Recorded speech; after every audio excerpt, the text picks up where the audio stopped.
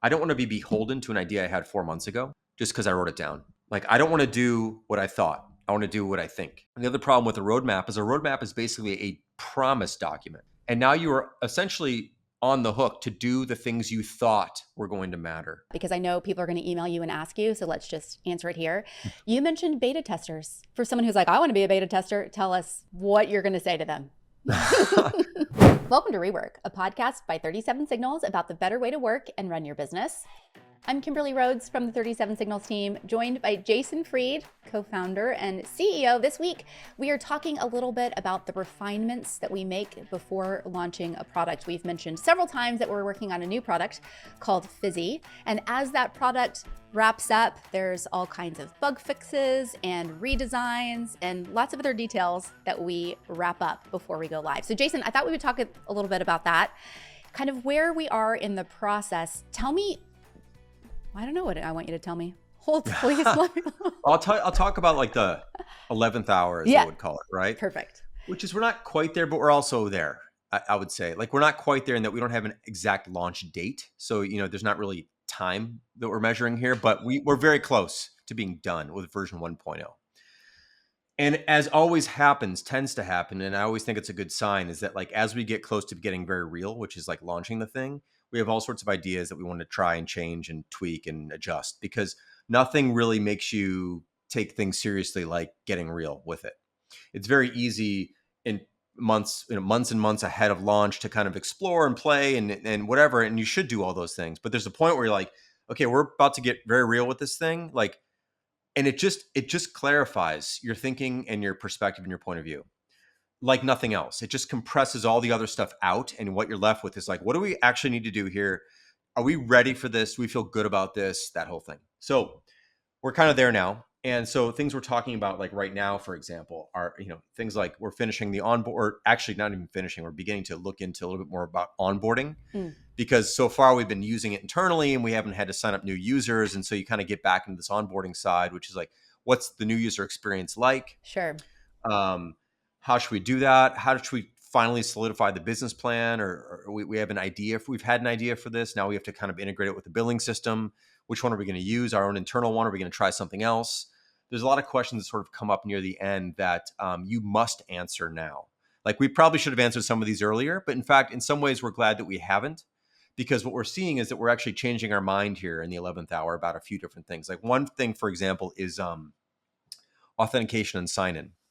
So we have an internal system called Launchpad, which we usually use for we don't use it in Hey, but we use it in Basecamp and some other tools that we built over the years, which has 2FA built in and all these other of course, passwords and password reset and all the stuff you need for all that stuff, setting up accounts, signing up, resetting your password, forgetting your password, all that stuff. And we're just wondering, like, do we want to go down that road this time? And there's some reasons why we may not want to, which I can't really talk about right now, but we will at another podcast, I'm sure. But what we're thinking about is actually just using something much simpler, which is more like a magic link kind of approach, where you enter your email address, you get a link sent to you, and you just click that link and you're in, or you get a code that you can enter and you're in, versus having passwords.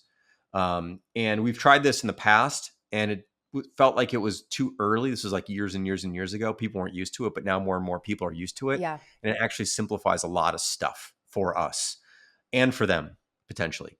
And we can also allow you to add pass keys, which is sort of a more advanced way of authenticating to some degree if you want to go down that road. But for the most part, email, get the link, log in. And so this would be a very different approach for us than we've taken previously. And that's something we're discussing now. So this is sort of what happens in the last throes of it, primarily because like we don't have a lot of time left. And we have just a few people working on this. And how do we want to prioritize everyone's time, position, attention, effort, that sort of thing? And we know that there's certain things we absolutely must get done. So now you're like, what would be easier? What would be better? What makes sense? What's not worth doing? It's just a really clarifying moment. Okay, let me ask you this, because you said we don't have much time left, but really we are setting our own deadline. So you could say we have as much time as we want there to be. Yeah. Kind of talk me through how you're thinking about deadlines and thinking about like, this is a deadline I'm setting for myself or internally for the company. Because really it could go on as long as we wanted it to. It could. And you might argue that maybe it has gone on too long. I don't know. Like there's all like to your point, you make these deadlines up. We want to get this done this year, first of all. And we're well ahead of getting it done by like December. So I'm not really worried about that necessarily. But things happen at the end of the year. Like there's more holidays Yeah. and some of that stuff happens. People take more vacations. There's some of that. So you kind of don't want to wait too long to finish something up by the end of the year. And we're very close, and it's time. It's time to draw the line for 1.0. How do you know it's time to draw the line? You just know it is. We've been working on it long enough. We're really happy with where it's at. It's dialed in. It's tight. There's some stuff we need to finish up here, and that's kind of what we're focused on. But the product itself is pretty much like it's set. The features are set for 1.0. If anything, we'll take some stuff out, but we're not really adding anything else at this point. And so things just sort of come to a natural point in which you're like, this is 1.0 is ready. But in order to ship it to customers, we have to round a few things out like onboarding, billing, passwords, or login authentication, that kind of stuff, which we just haven't really, we have because we have it for our own account, but it's not rounded out in a way that we want to present it to customers in that way. It's a little rough around the edges. It works for us, but it's not consumer ready, essentially, or whatever, market ready. So that's the kind of stuff we're at now. And I think if we give it another 6 weeks, 8 weeks, it's not going to be better. It could only get worse at some point because then you start to do more stuff and you leave more ends untied and that becomes a mess and it becomes very difficult to deal with that sort of thing too. So that's sort of the approach. It's time. There's a feeling that it's time. And when there's not a feeling that it's time, you need to make that feeling happen because you're right. Things can just go on and on and on. Okay, so you mentioned onboarding. Kind of talk me through, because you are in this product. You're like deep in it and understand everything there is to know about it. Now, as we think about someone who's never seen it before, you have to take a step back from that. Kind of talk us through your process for doing that. Are you just kind of pretending like you don't know how it works so that you can onboard a new customer? Are you bringing in other people to help you do that? How does that work? Onboarding is, of course, the process of a new customer signs up or is curious about the product. Like, what is that first experience like for them? Mm-hmm. And what's interesting is this first experience is a very, very, very important experience, but people only experience it once.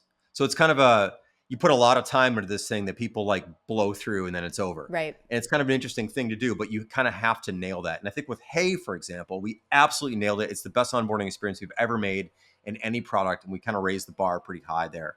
So we want to make sure that experience is good in Fizzy as well.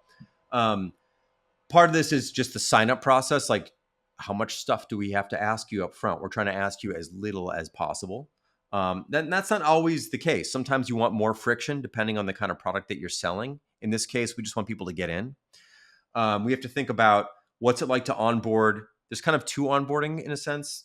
There's this one primary one, and then we're going to give a certain amount of the product away for free. And then at some point, there's going to be a moment where you're going to have to pay if you want to keep using it. And so there's kind of a second onboarding step there, which is encouraging an upgrade, explaining the upgrade process, allowing someone to go through that process and then feel good about what they just did as well. So there's like a second stage, a step up beyond the initial sign up. So similar to Basecamp, that you can get in at a trial, get in for free, and then at some point, if you need more, you can upgrade. Yes, and Basecamp, has a free sort of forever account. Right. And Fizzy will sort of as well. There is some limitation at some far off distant point if you don't use it much. But many people might be able to get away with using it for free forever. It just depends on how much you use it. It's more of a usage-based thing. So what we do is we build this onboarding feel, which is like, okay, you land here, you sign up. What's that like? Then once you've done that, you're past that stage, which you'll never go through again unless you sign up for a second account. Now we want to explain, like we want to orient you. Think about this more in terms of orientation. Yeah. If someone goes to a new school or whatever, there's like an orientation process. Like, here's where this is, here's where that is. This is how this works. Here's where you'll find these sorts of things. This is where you might do this kind of thing and not do that kind of thing. So when I'm like, there's a few different ways to explain that. You can explain it by like arrows in the interface, pointing things out. You can have someone step through a process. Yeah, like a setup wizard kind of setup concept. Wizard style approach. You can just like not explain anything, but have a video and go, hey, if you want to watch this, like 60 seconds, the orientation video is what I would call it. not even getting started video, but like orientation video. Maybe you do that. Maybe it's 30 seconds. It just depends. But we haven't decided, by the way, like what approach we're going to take. Will probably be a combination of a few things. Like we want to point some stuff out, so some things are very obvious. The product is actually quite obvious, but there's also just a single menu, a single unified menu. We want to make sure you know where that is. So like, because that's where you do everything. Right. And there's some keyboard commands we want to probably teach you, some of that basic stuff. And then we'll probably have a video also for like more in-depth walkthrough of some of the basics and maybe some more advanced stuff. We have yet to record these because one of the reasons why this is hard is because the interface is not fully baked until like the last minute. We're always sort of, nipping and tucking at Right. the end, towards the end. And some stuff doesn't matter, but other things are materially different. And so you don't, and you make videos, like you don't want to, it's frustrating because you got to wait You till can't get started too early. yeah, you can't because something material is going to change. Like the button is now, you're like, go to the top left and we move to the top right. Like that's a thing you have to say differently in the video. So there's some of that stuff. So it's kind of a mad scramble at the end to get the videos done. But this is all just sort of the approach. And as far as like bringing beta users on, we're very close to probably bringing on, I don't know, a handful Oh, of people outside the company? outside the company. So there's a few, we're close. We need to get the basic onboarding in place so we can do that. I could also bring people on and just walk them through it, which I might also do with one or two people before the onboarding is there. Like they would just be dumped in and with no instruction. But I would say, here's basically the lay of the land. That also helps me learn about the kinds of things that someone might wonder about. And so when I make the video, I can reflect back on that experience and be like, oh yeah, you know what? I really need to explain this because this wasn't clear, or everyone seemed to ask the same question about that, and make sure I hit on that. So it's nice to kind of do that too. And that's kind of how that goes. Also, internally, um, we have different teams using Fizzy. We're using Fizzy to make Fizzy. The iOS team is using some Fizzy stuff. I know you're using it now to sort of plan the podcast production Yeah. schedule. Um, there's a few other teams. We want to get more and more teams internally on this, which can be hard to do sometimes because people are, of course, like all customers, already doing something else somewhere else with something else. And in that case, it's Basecamp for us. So peeling people away from Basecamp is always a challenge because Basecamp is so thorough and sort of dialed in. But we're encouraging more and more people internally to use Fizzy for a specific type of work that it's really tailored well for. And some teams take to it easier than others, and we're sort of working all that through. And then we're learning about what's hard about it, what the transitions like from some teams, and making some changes based on that and that sort of thing. So it's a really good process. Okay, so tell me a little bit about the marketing aspect of it, logo design, when we're gonna, how and when we'll market it. Do you think about Yep. that in this final stage, or have you been thinking about that this whole way as it's been built? Kind of talk me We've been through that. playing with the marketing for a while. I mean, marketing, by the way, it's not marketing. Yeah, we've been playing with the logo, which is not marketing. Let Sure. me just be super clear. But like, we've been messing around with the logo for a while, and we've landed on something we really like, which kind of mimics the interface. It's sort of a secret little mimic the interface thing, which you probably won't necessarily pick up on, but it's exciting for us Well, to make this thing when you that's like pointed that. it out internally, it was like, oh, that's clever. Like I would not have noticed, but now that you pointed it out, that is clever. Yeah, it's like basically so the name is Fizzy, which is like fizzy bubble water, whatever, carbonated water, let's just say, or drink. And there's like a straw that goes into it, and the straw breaks it into kind of two columns, which is sort of the fundamental layout of Fizzy. There's a third column down the middle, which is kind of also the straw, which we call the stream. And at the bottom, there's sort of the liquid. And again, you don't have to know this. It's just sort of a fun little thing that's there. So it's always fun to like play with that stuff and get something in there that like maybe 1% of the people know. Maybe once people know about it, they think it's cool. Maybe they don't care. Maybe they think it's stupid. It doesn't matter. We enjoy it. We're having fun with it. So it's basically glass with a straw in it, and that's essentially what the logo is. It's kind of, we've been honing it. It's sort of essentially done. We may add a little bit of dimension to it, some finishing little bits, but that's been done for a while. We've been playing with that for a while. The marketing side of it, I mean, the way we typically market new products is just to like make a lot of noise about them initially, show people how we use them primarily on X and LinkedIn, and do some videos, share some stuff out. We typically don't buy any advertising for new products. We sort of, it's a very organic expression initially. And that's usually how we do all of our marketing for the most part. Occasionally we'll buy some stuff. We are experimenting with some things this year, some billboards and whatnot. But for a new product like this, it's all just, we're excited about this thing. Let us show you what it can do. Let us show you how we've been using it. Here's some fun little details about it. Here's some ways we thought about building it. Here's maybe some early looks at some early designs of it, and just sort of share that way and invite people, encourage people to come in. And it's a very, the sort of the way you're going to sign up is a very generous, free version. So hopefully a lot of people will just check it out because they're curious and then dig into it. And it's a novel interface. It's different than most things you'd expect to see. So, we're expecting a lot of people to like wonder about what it is and like not maybe totally get it initially, which is sort of kind of cool. And then some people really get it, and then some people figure it out, and some people won't like it at all. And I think that'll also be good because there'll be an interesting discussion about it online, and we'll be very active in talking to people and applying and discussing it and explaining it and the whole thing. Well, I think also letting people just play around with it is so helpful. I've Yeah, been going down this path of researching some webinar software for us, and just the amount of you have to either talk to a human to be able to get a I know. trial, or, oh, we'll give you your money back if you don't like it, but you do have to pay us for a trial. Like just that level of barrier makes it not very friendly. Yeah, I just, that's never been our approach. Actually, with one exception, we made a product way, way, way back when called Know Your Company. Mm. And Know Your Company was something I would personally onboard every customer. So I'd have to give you a half-hour Wait, tour. you? Me, Oh, yeah. okay. I'd give you a half-hour tour. It was built for business owners specifically. Okay. So the whole premise of that product was once you get to a certain size, like 30 or so people, like you don't know your company as well as you used to. Mm. And this tool is going to help you get to know your company again. This is a problem I had personally. We built it kind of for me and David, basically. And so I wanted to pitch this and walk other business owners through it one-to-one and show Mm. them how we use it and what they could do with it. So that was a requirement for that product. It was also an expensive product. That was a fun thing, but that's not sustainable long term. But everything Yeah. else we've ever built is self-service. No, you never have to talk to anybody. You can, if you want, you can email us. We'll be happy to answer questions quickly, but you don't have to. There's no requirement. There's no salesperson to talk to. There's no hard sell. There's no pitch. Nothing like that. Okay, let's go back to when things are feature complete, if you will, Yeah. and when you're deciding or how you're handling what's going to be in V2. I'm sure at this point you're like, great idea, but we're not going to do it right now. Yeah. How are you thinking about that, managing those kind of things and keeping organized with like what's now versus what's later?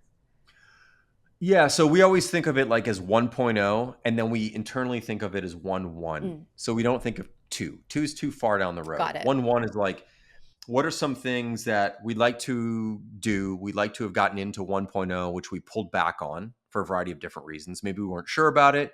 Maybe we didn't think it was necessary. Maybe it wasn't fully baked. We didn't like the way it felt, but we knew we could finally find our way there later. Maybe we felt like some of the features don't matter initially for people. Like there's one feature we've been playing with. I'll just share what we've been playing with. Whether or not we'd ship it, I don't know. It's not going to be in 1.0. I know that. Whether or not it's in 1.1 or later, I don't know. But there's this feature called Fizzy Ask, where you can basically ask the product questions in natural language, AI based setup essentially, questions about the data in the system, and it will pull back things. It's not a search result. It's it's like a natural language semantic style search essentially, using LLM and the whole thing. So, And that's our first like foray into using AI in a product. publicly, yes. However, on day 1, you have no data in the system. On day 6, you don't have that much either. On day 15, there's some, but not that much anyway. So to ship a feature where you can ask the system questions about the data that's in the system, but when you don't have any data in the system yet, it doesn't make sense to provide that experience. Now, you could say, well, there's ways to do things where you could show people what might be possible later on, and you might want to introduce them to that so they know it's there. I don't believe in that. I don't think it's a good experience to give someone a tool they can't really use yet. So might we choose to roll this out in 90 days, for example? Like we have it on our own account. It's built into the system. It's only available on our account because we've been using Fizzy for months and months and months and have thousands of cards in the system at this point. Actually, I'm not sure we've passed 2,000. We have 1,000 plus cards in the system at this point. And we can ask the system questions because there's tons of data and history and context. So we're using it. And if we find it to be really useful over the next, let's say, I'm just making up numbers here, 90 days or something, we figure out that like, yeah, in 90 days, and we look at usage patterns and go, there's a lot of people who have a lot of stuff in the system. Now it might be useful for them. We might begin to roll things out. Maybe we only roll that feature out if you have a certain number of cards. I'm not really totally sure, but there's some things we hold back because they don't make sense temporally. Like right now, from day one, it doesn't make sense at this time. Maybe at some point in the future it will, even though we have it in our system, but not in customers. So there's some of that stuff. There's other things that we just haven't figured out quite yet, which we're waiting on, that sort of thing. So I don't know. There's no science to it. It's more of an art and what feels right at the time. And, we have a lot of other things that we probably want to do with this product, but we also want to get it out there as is and see sort of how it meets the market, how it takes shape, how people are using it, and then we can learn a little bit from that and decide like what the next most important thing might be. Okay, I know something that we don't typically do, but I see a lot of other software companies doing. I'd like to get your thoughts on, which is launching with a roadmap. Like here are these 12 features, but we have this other forecast of these 27 features we're going to add later. I know we haven't done that before. Tell me why. Yeah, we're not big fans of roadmaps, primarily because we don't have them. And we don't have them because why? What's the point? What's the point to say, these are the 12 things we're going to do next year? How about we figure out what we're going to do as we go? Because as the product is out there, we learn new things from customers who are actually using it. We learn new things from ourselves. We have new ideas. I don't want to be beholden to an idea I had 4 months ago just because I wrote it down. Like, I don't want to do what I thought. I want to do what I think. And so there's no real reason, in my opinion, to have a roadmap at all. In fact, I think it's a negative. Now, a lot of companies have it because customers ask for them.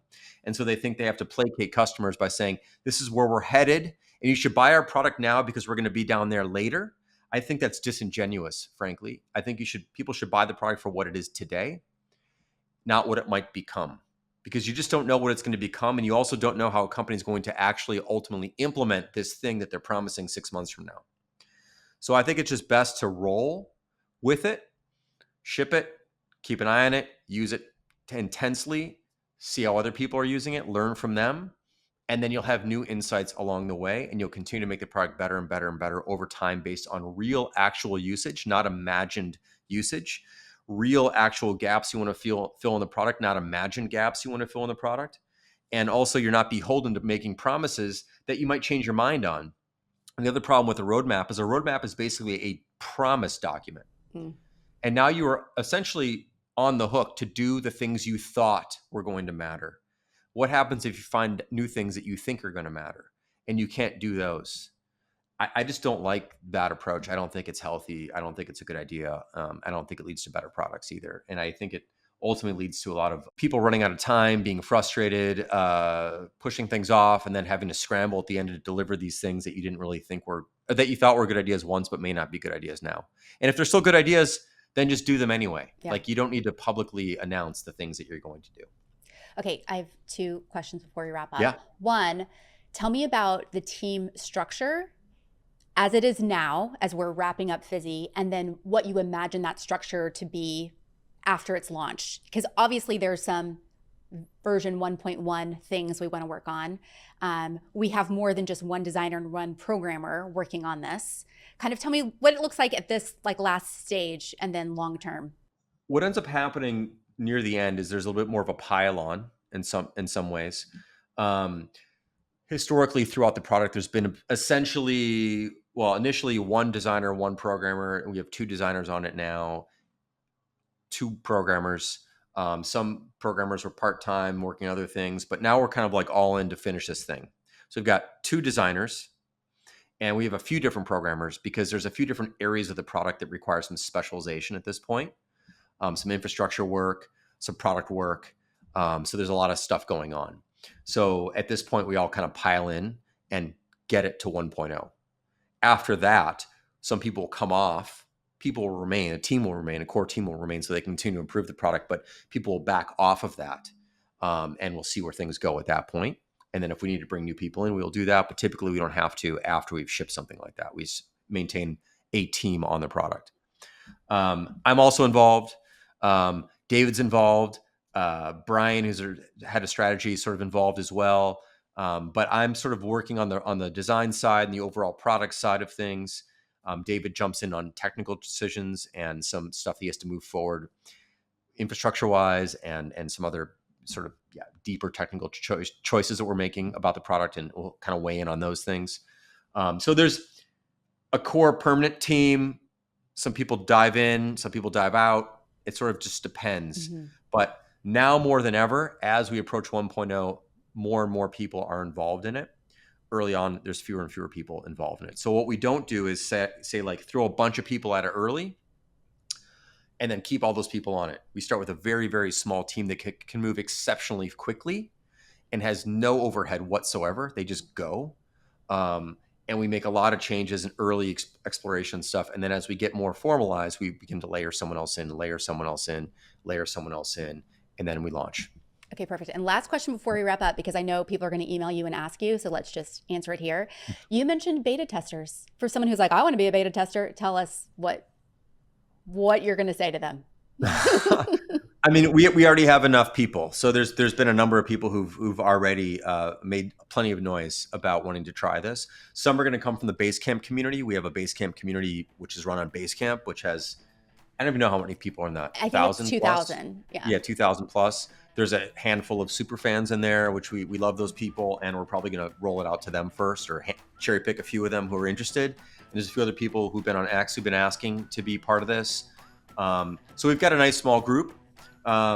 People can, of course, share interest if they like, but we've got a good core group of people. We're ready to roll it out to a few of them to get going. Okay, well, perfect. Well, with that, we're going to wrap it up. REWORK is a production of 37 Signals. You can find show notes and transcripts on our website at 37signals.com/podcast. Full video episodes are on YouTube. And if you have a question for Jason or David about a better way to work and run your business, leave us a video question. You can do that at 37signals.com/podcast question. I don't know why I could not remember that.